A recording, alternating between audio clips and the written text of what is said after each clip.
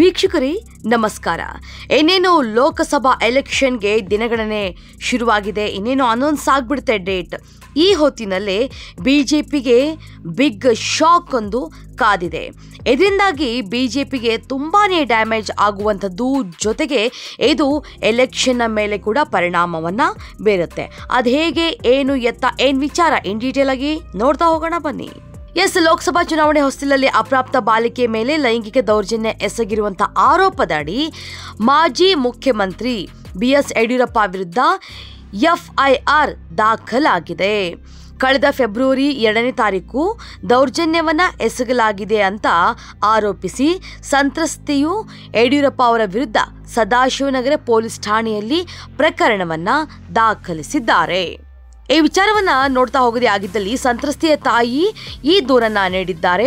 ಅವರು ನೀಡಿರುವ ದೂರಿನ ಅನ್ವಯ ಸದಾಶಿವನಗರ ಠಾಣಾ ಪೊಲೀಸರು ಯಡಿಯೂರಪ್ಪ ವಿರುದ್ಧ ಫೋಕ್ಸೋ ಹಾಗೂ 354 ಅಂಡರ್ ಸೆಕ್ಷನ್ ಎ ಅಡಿಯಲ್ಲಿ ಪ್ರಕರಣವನ್ನ ದಾಖಲಿಸಿದ್ದಾರೆ. ಫೆಬ್ರವರಿ 2ರಂದು ಸಹಾಯ ಕೇಳೋದಕ್ಕೆ ಹೋಗಿದ್ದಾರೆ. ತಾಯಿ ಮಗಳು ಈ ಸಂದರ್ಭದಲ್ಲಿ ತನಗೆ ಲೈಂಗಿಕ ಕಿರುಕುಳ ನೀಡಿದ್ದಾಗಿ ಸಂತ್ರಸ್ತೆಯು ಎಫ್ಐಆರ್ನಲ್ಲಿ ಉಲ್ಲೇಖಿಸಿದ್ದಾಳೆ.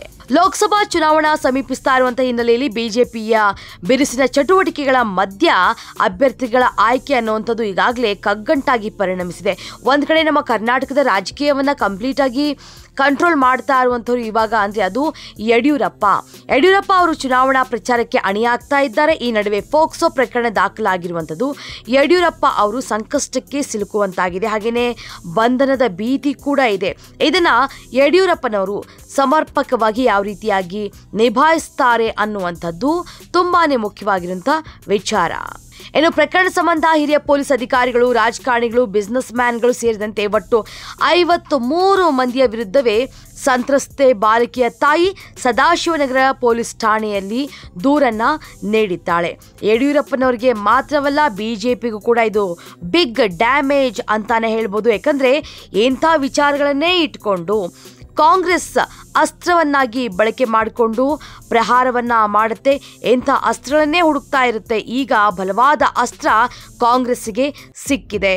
ಇನ್ನು ಯಡಿಯೂರಪ್ಪನವರ ವಿಚಾರವನ್ನ ಮಾತನಾಡದೆ ಆಗಿದ್ದಲ್ಲಿ ಕರ್ನಾಟಕದ ಮಟ್ಟದಲ್ಲಿ ಬಿಜೆಪಿಯನ್ನ ಕಟ್ಟಿ ಬೆಳೆಸಿದಂತಹ ಧೀಮಂತ ನಾಯಕ ಇವರ ಮೇಲೆ ಈಗ ಬಂದಿರುವಂಥ ಈ ಆರೋಪ ಇದೆಯಲ್ಲ, ಸಾಕಷ್ಟು ಡ್ಯಾಮೇಜನ್ನು ಮಾಡ್ತಾ ಇದೆ.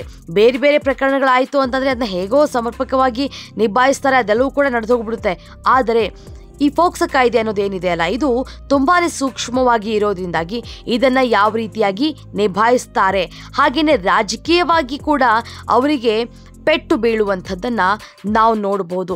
ಹಾಗೆ ಇದು ಎಲೆಕ್ಷನ್ ಬಂದಿರೋದ್ರಿಂದಾಗಿ ಬಿಜೆಪಿಗೆ ಯಾವ ರೀತಿಯಾಗಿ ಪರಿಣಾಮವನ್ನು ಬೀರುತ್ತೆ, ಯಡಿಯೂರಪ್ಪನವರು ಹೇಗೆ ಇದನ್ನ ಸಮರ್ಪಕವಾಗಿ ಎದುರಿಸ್ತಾರೆ, ಅದರ ಜೊತೆಗೆ ಬಿಜೆಪಿ ಹೇಗೆ ಇದನ್ನು ಸಮರ್ಥನೆ ಮಾಡಿಕೊಳ್ಳುತ್ತೆ, ಇದೆಲ್ಲವನ್ನು ಕೂಡ ಕಾದು ನೋಡಬೇಕು.